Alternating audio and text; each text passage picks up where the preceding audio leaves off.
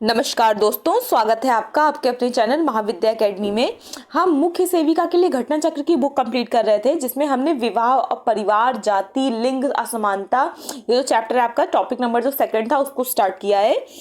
इसमें हमने last video में हिंदू विवाह के प्रकार और हिंदू विवाह पर कानूनों का प्रभाव देख लिया था। आज हमें उसी के आगे चैप्टर देखना है। तो आज की आपकी पहली हेडिंग है मुसलमानों में विवाह। ठीक है, पीछे हमने हिंदुओं में विवाह देख लिया था, अब क्या देखना है? मुसलमानों में विवाह। देखिए, मुसलमानों में विवाह सार्वभौमिक और बाध्यकारी है। इसमें देखिए, इसमें क्या है? बाध्यकारी है। चूंकि मुसलमान समुदाय में ब्रह्मचर्य को हतोत्साहित किया जाता है, अतः विवाह करना आवश्यक है। यह सत्य है कि मुसलमानों में विवाह एक सामाजिक समझौता है। देखिए, मुसलमानों में क्या होता है कि जो विवाह है वो क्या है? विवाह एक सामाजिक समझौता है। आपसे ये पूछा जा सकता है कि विवाह एक सामाजिक सौदा है किस धर्म के अनुसार? ठीक है, तो मुस्लिम धर्म के अनुसार, क्योंकि यह बच्चों की उत्पत्ति और यौन संबंधों को कानूनी मान्यता प्रदान करता है। यह एक धार्मिक कर्तव्य, देखिए सिर्फ सामाजिक समझौता नहीं, एक धार्मिक कर्तव्य भी है। इसे इबादत मानते हैं। ठीक है, आगे देखिए, आगे है मुसलमान विवाह के लक्षण है। विवाह के प्रस्ताव को दुल्हन द्वारा स्वीकार किया जाना, दूल्हे को विवाह संविदा के योग्य होना, अधिक महत्व देने की प्रथा अर्थात समानांतर भाई बहनों, पिता के भाई के बच्चों और क्रॉस भाई बहनों, माँ के भाई के बच्चों को अधिक वरीयता दी जाती है, और यदि कानूनी अड़चने नहीं है तो यह विवाह मान्य होता है। ठीक है, इसी वजह से मुस्लिम्स में होता है ना कि रिलेशन में भी शादियां होती हैं। तो ये क्या है? तो जो माँ मतलब जिसकी शादी होनी, उसके पिता के भाई के बच्चों या उसकी माँ के भाई के बच्चों को जो वरीयता है शादी करने में वो दी जाती है। ठीक है, आगे देखिए, आगे है तलाक के प्रावधान को लेकर पुरुषों और महिलाओं को समान अधिकार प्राप्त नहीं थे। महिलाओं का हमेशा शोषण होता रहा है। फिर भी औद्योगिक शहरीकरण, आधुनिकीकरण और आधुनिक शिक्षा के प्रसार से इसमें बहुत अधिक परिवर्तन हुए हैं। संसद द्वारा पारित मुस्लिम महिला अधिनियम 2019 के अनुसार अवैध घोषित किया गया क्या? विवाहों पर अधिकारों का संरक्षण। ठीक है, किस अधिनियम द्वारा? संसद द्वारा पारित मुस्लिम महिला अधिनियम 2019 के द्वारा इन चीज़ों को जो है वो अवैध घोषित किया गया। इसका उल्लंघन करने वाले संबंधित पुरुष को 3 साल तक की कैद और जुर्माने का प्रावधान है। ट्रिपल तलाक के विरुद्ध पारित अधिनियम के बाद 1 अगस्त 2021 को देश भर में मुस्लिम महिला अधिकार दिवस मनाया गया। ये आपके लिए बहुत इंपॉर्टेंट है। ये कितना यहाँ से लेके जो आपका इतना, देखिए ये क्या है? ये आपके सिलेबस में भी है, और ये क्या है? ये आपका एक जो कंटेम्प्रेरी इशू है, यानी कि आप जो आपका कंटेम्प्रेरी करंट अफेयर होता है ये वो भी है। ठीक है, तो ये आप याद रखिएगा कि ट्रिपल तलाक के विरुद्ध पारित अधिनियम के बाद 1 अगस्त 2021 को मुस्लिम महिला अधिकार दिवस मनाया गया था। ठीक है, आगे देखिए, आपके कुछ फैक्ट्स दिए हुए हैं चैप्टर से रिलेटेड, जो आपके परीक्षा में आने की क्या है? बहुत अधिक संभावना है और जो बहुत इंपॉर्टेंट है। देखिए, मुसलमानों में विवाह एक संविदा होने के कारण एक स्थायी बंधन नहीं है, बल्कि अस्थायी रूप से भी विवाह संबंधों की स्थापना की जा सकती है। मुस्लिम विवाह के 3 प्रमुख रूप हैं: निकाह यानी कि परमानेंट मैरिज, मुताह यानी कि टेम्परेरी मैरिज, एंड फासिद विवाह। ठीक है, देखिए आपसे 3 मुस्लिम विवाहों के प्रकार पूछे जा सकते हैं, तो याद रखिएगा मुसलमानों के जो 3 रूप हैं प्रमुख शादियों के, वो कौन कौन से हैं? एक है आपका निकाह, एक है मुताह और एक है फासिद विवाह। इसमें से भी आपसे पूछा जा सकता है कि जो परमानेंट मैरिज है, ठीक है, वो कौन सी है, यानी कि स्थायी विवाह कौन सा है मुसलमानों में? तो स्थायी विवाह है आपका निकाह। ठीक है, जो अस्थायी विवाह है वो कौन सा है? मुता यानी कि टेम्परेरी मैरिज है ये। और तीसरा कौन सा है? तीसरा है फासिद। आगे देखिए, आगे है निकाह को सही विवाह भी कहा जाता है। निकाह को क्या कहा? आपसे पूछा सकता है, आपको 3-4 ऑप्शन दे देंगे, आपसे पूछ लेगा इसमें से सही विवाह किसको कहते हैं? तो निकाह को क्या कहते हैं? सही विवाह भी कहा जाता है, जिसमें पति पत्नी की स्वतंत्र सहमति से विवाह संबंध स्थापित होता है और तलाक ना दिए जाने तक यह विवाह बना रहता है। ऐसे विवाह पूर्णतया मुस्लिम रीतियों के अनुसार होते हैं। निकाह क्या है? निकाह को ही सही विवाह भी कहा जाता है, और ये क्या है? ये स्थायी विवाह है।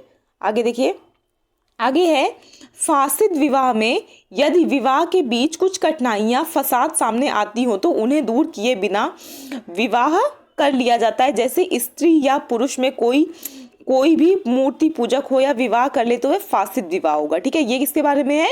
ये चीज है आपकी फासिद विवाह के बारे में, निकाह, मुता और फासिद विवाह। ठीक है, आगे देखिए, आगे है मुसलमानों में एक प्रकार का विवाह और पाया जाता है। ठीक है, एक प्रकार जो गैर कानूनी शून्य विवाह कहलाता है, जो गैर कानूनी विवाह कहलाता है, यह है बालित विवाह। ठीक है, एक देखिए, ये जो 3 प्रकार है, निकाह, मुता और फासिद, इसके अलावा भी एक विवाह पाया जाता है। कौन सा? बातिल विवाह। ये क्या है? गैर कानूनी विवाह कहलाता है, जिसको शून्य विवाह भी कहते हैं। ठीक है, देखिए, मुस्लिम में तलाक, यह अलिखित तलाक 3 प्रकार से हो सकता है। कैसे कैसे? तलाक अहसन, तलाक हसन तथा तलाक उल बिद्दत। कौन कौन से मुस्लिमों में जो तलाक है इसके भी 3 प्रकार हैं। कौन कौन से? एक है तलाक अहसन, तलाक हसन और तलाक बिद्दत। याद रखिएगा 3 इसके नाम। इला क्या होता है? यदि पति एक कसम लेकर 4 माह तक पत्नी के साथ सहवास न करने की प्रतिज्ञा करता है तब यह अवधि समाप्त होने पर तलाक की रस्म पूरी मान ली जाती है। किसमें? इला में। ठीक है, आगे देखिए, आगे है खुला। खुला में क्या होता है? इस प्रकार के तलाक का प्रस्ताव पत्नी द्वारा रखा जाता है। ऐसी स्थिति में पत्नी ये आश्वासन देती है कि वह मेहर की राशि नहीं लेगी अथवा किसी अन्य रूप से क्षतिपूर्ति करेगी। देखिए, आपसे ये पूछा सकता है जो मुस्लिम विवाहों में के किस प्रकार में जो तलाक का प्रस्ताव है वो पत्नी द्वारा रखा जाता है, तो ये है खुला विवाह में। ठीक है, इसमें यही चीज इंपॉर्टेंट है। आगे देखिए, आगे है तलाक के रूप में जिनका प्रस्ताव तो प्रथागत नियमों के आधार पर होता है लेकिन अंतिम रूप से तलाक की घोषणा अदालत द्वारा की जाती है। वे हैं जिरह तथा लियान, जिनमें मतलब जो तलाक होता है वो तो जैसे परंपरागत रूप से होता है वैसे ही होता है, लेकिन जो अंतिम फैसला है वो न्यायालय द्वारा, कोर्ट के द्वारा दिया जाता है। किसमें किसमें? जिरह में और लियान में। आगे देखिए, आगे है जिरह में यदि पति अपनी पत्नी को ऐसी स्त्री मान लेता है जिसके साथ मुस्लिम कानूनों के अनुसार विवाह संबंध नहीं हो सकता था, तब पत्नी अपने पति से प्रायश्चित करने को कहती है। यदि पति इस प्रकार का कोई प्रायश्चित ना करे तब पत्नी अदालत के द्वारा उससे संबंध विच्छेद कर सकती है। ठीक है, आगे देखिए, आगे है, ये किसके बारे में था? ये था जिहर के बारे में। ठीक है, किसके बारे में? जिहर के बारे में। आगे है, आगे किसके बारे में बताया? लियान के बारे में। ये दोनों वो प्रकार हैं जिनमें जो अंतिम फैसला है वो अदालत का होता है।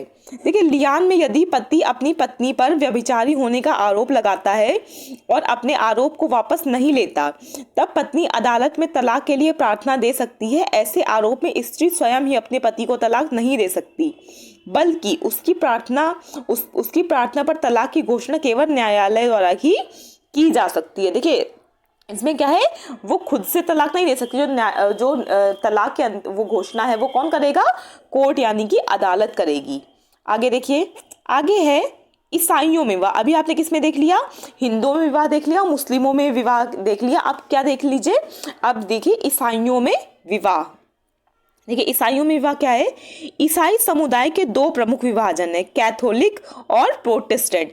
सबसे पहले तो आपको यही पता नहीं, जो ईसाई समुदाय है, जैसे हमारे यहाँ बहुत सारी जातियां चलती है ना हिंदुओं में, वैसे ही ईसाइयों में मेन 2 उनके जो ईसाई धर्म है उसके 2 प्रमुख विभाजन है। कौन कौन से? ईसाइयों में कुछ लोग कैथोलिक होते हैं, कुछ लोग प्रोटेस्टेंट होते हैं। ठीक, देखिए, कैथोलिक पोप के प्रति वफादार होते हैं।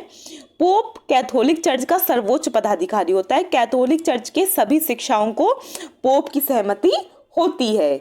आगे देखिए, आगे है आपका प्रोटेस्टेंटों के कई समूह होते हैं। प्रत्येक समूह में क्रमिक व्यवस्था सीमित ही होती है। कैथोलिक चर्च की मान्यता के अनुसार विवाह एक धार्मिक संस्कार। देखिए, जो कैथोलिक चर्च है उसकी जो मान्यता है उनके अनुसार विवाह क्या है? विवाह एक धार्मिक संस्कार है। इसमें तलाक का कोई प्रावधान नहीं है। ठीक है, जो क्रिश्चियन हैं, जो कैथोलिक ईसाई हैं, वो क्या मानते हैं? ये जो तलाक है ये एक धार्मिक प्रक्रिया है और इसके विच्छेद का, विवाह के तोड़ने का कोई भी प्रावधान नहीं बनाया गया है।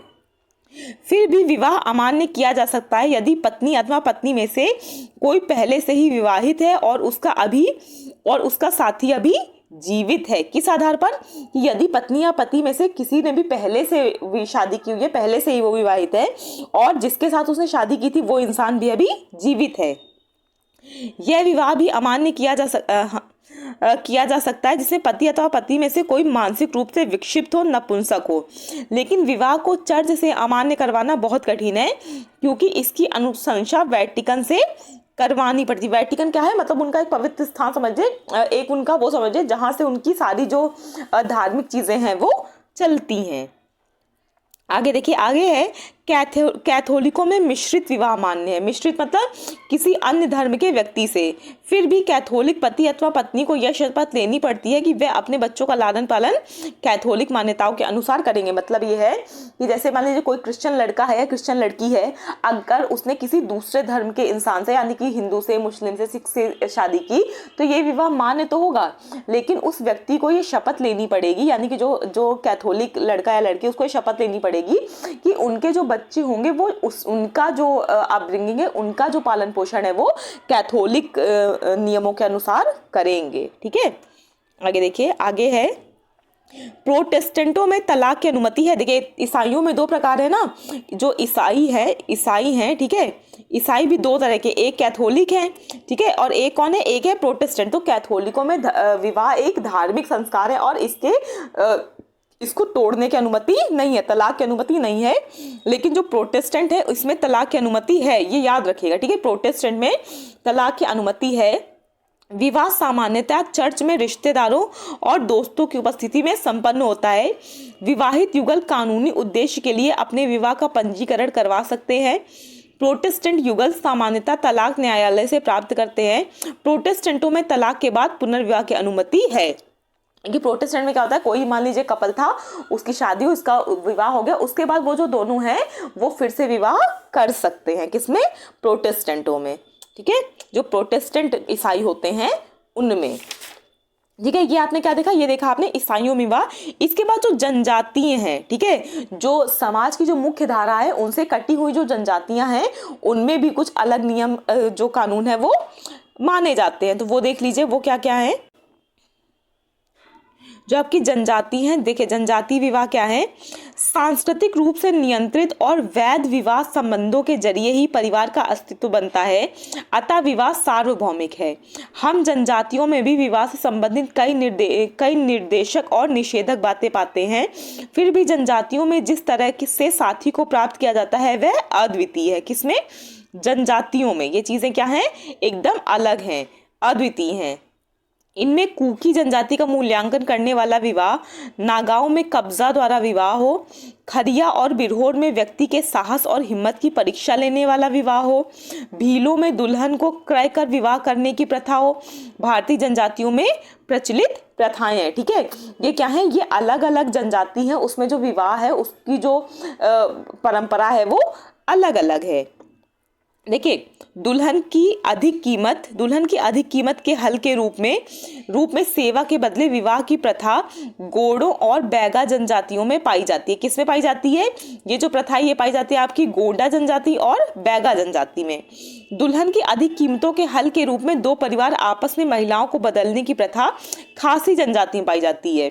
दो महिलाओं को आपस में जो बदलने की जो प्रथा है वो किसमें पाई जाती है? वो आपकी पाई जाती है खासी जनजाति में। ठीक है, में पाई जाती है उन जनजातियों में जिनमें घोटुल होता है।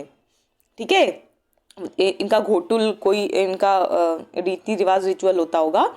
उन जनजातियों में जिनमें घोटुल होता है आपस में विवाह होता है। बिरहोर और हो जनजातियों में घुसपैठ द्वारा विवाह होता है। ये आपसे पूछा था क्वेश्चन कि किन जनजातियों में घुसपैठ द्वारा विवाह किया जाता है? तो बिरहोर और हो जनजाति में। ठीक है, किनके द्वारा? ये जो दोनों जनजातियां हैं इनमें घुसपैठ के द्वारा विवाह किया जाता है। आगे देखिए, आगे क्या है? आगे आपका परिवार।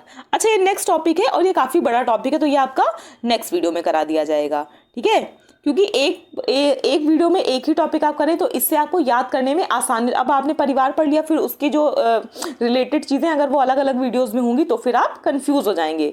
तो आज के वीडियो में इतना ही रखते हैं। वीडियो को अच्छे से देखिए, अपने रिवीजन नोट्स बनाते जाइए और ज़्यादा से ज़्यादा मार्केट से कोई भी एक प्रैक्टिस सेट ले आइए और ज़्यादा से ज़्यादा आप क्वेश्चंस की प्रैक्टिस करना स्टार्ट कर दीजिए, क्योंकि आपका जो एग्ज़ाम है वो जल्दी होने के चांसेस दिख रहे हैं। आयोग अपनी गति में धीरे धीरे आने वाला है, ठीक है। तो अपनी आपके हाथ में जो चीज़ें हैं पढ़ाई करना, उसको अपना दिन पे दिन हर दिन के साथ और मजबूत बनाते जाइए। वीडियो देखने के लिए thank you so much. Please like, share और सब्सक्राइब करना मत भूलिएगा। Thank you.